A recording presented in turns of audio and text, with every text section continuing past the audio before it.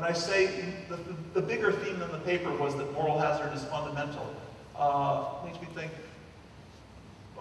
development problems are more fundamental kinds of economic problems, and maybe there's more moral hazard there.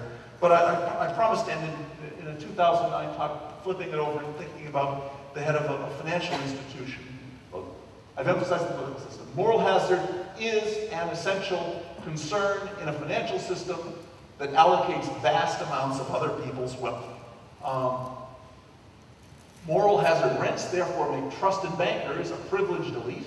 Before the 2008 crash, I was writing that leaders are like bankers, and now I want to say bankers are like political leaders. They're people who have to have a reputation for, you can trust me with your assets. And the responsible employees, we can bureaucratize a lot of it, but responsible employees who are making subtle investment decisions, these people have opportunities to steer funds into cronies who kick back money to them, and they have to think that their long-term rewards are better. So we should understand, first of all, an essential element.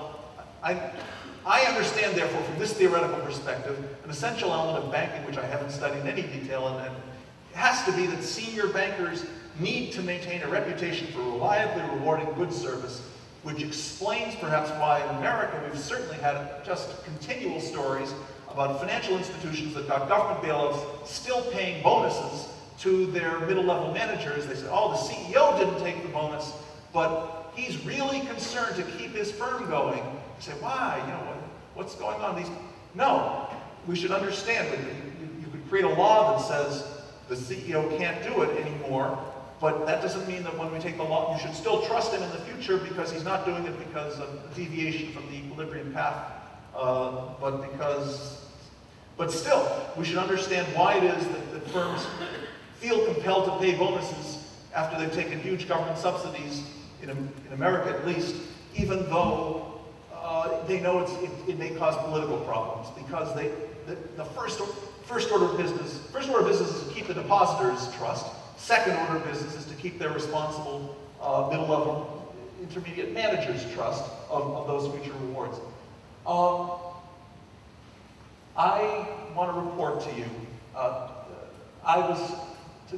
in reading Bernanke's 1995 paper about, Ben Bernanke was looking back at Irving Fisher's first volume of Econometric, debt deflation theory of depressions, and Bernanke was saying, says that Irving Fisher's theory seems right, but people couldn't believe that the banks failing mattered other than because the money supply is decreasing. The money supply is important. Banks are failing, excuse me, banks are failing, that's important.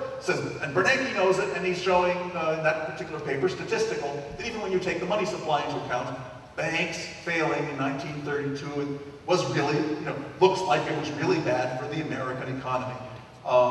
Yeah, not a surprise. I'm sorry, I got a little agitated there. I think a lot of macroeconomists, and then I guess some of them, maybe they know better than I, but let me just pick a fight and say, do we have a prejudice with price theory that price theoretic aggregates like the money supply matter, but the failure of a specific bank?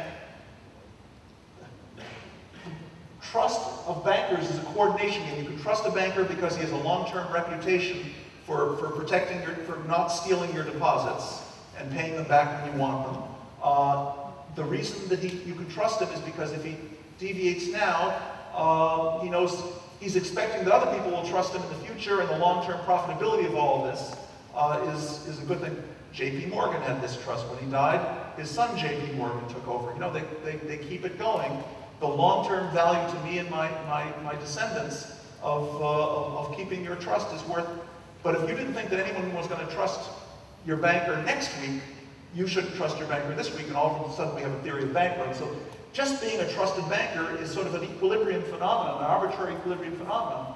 But debt deflation, what does debt have to do with deflation?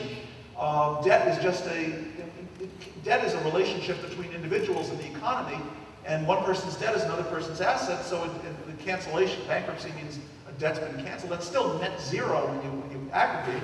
So if you think only the aggregates matter, it doesn't matter. But bankers, like political leaders, are special people.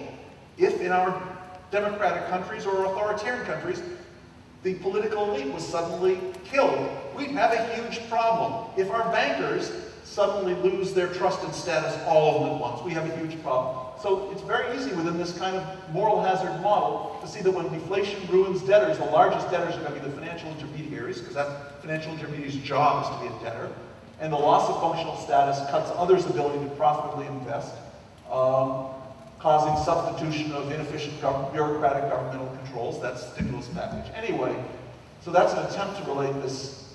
What I'm really trying to say is that the moral hazard that clearly, I think I want to echo what I think many people said. I think in a presidential lecture, I have an obligation to try to articulate more than I can say that needs more research. And I think the microeconomics of banking is important for understanding the financial system, which is important for understanding financial crises that are the greatest problem of the macroeconomists study.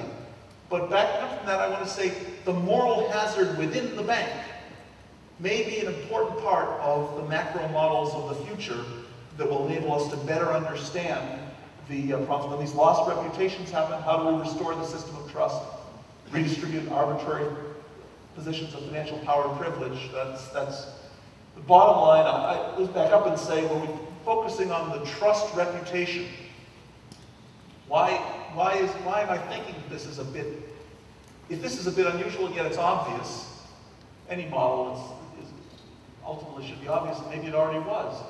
But maybe economic theory traditionally focused as price theory on impersonal prices and market aggregates. But trust is built from individual reputations and status, the governor's status as being part of the trusted courtly elite, or the banker's status as being one of the great financiers. Trust is built on individual reputations that don't fit nicely into price theory, but game theoretically we understand them, and they may be important to the fundamental political institutions, to our financial system. Maybe this kind of trust as a solution to moral hazard problem is fundamental. So, sorry to run the full time. Thank you. Oh, wait, no. Last slide. There's these notes are on the last slide. And I'm sorry, presidential. This is a word from your sponsor.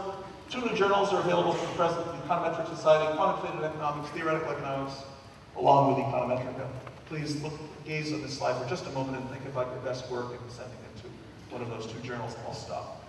Thank you.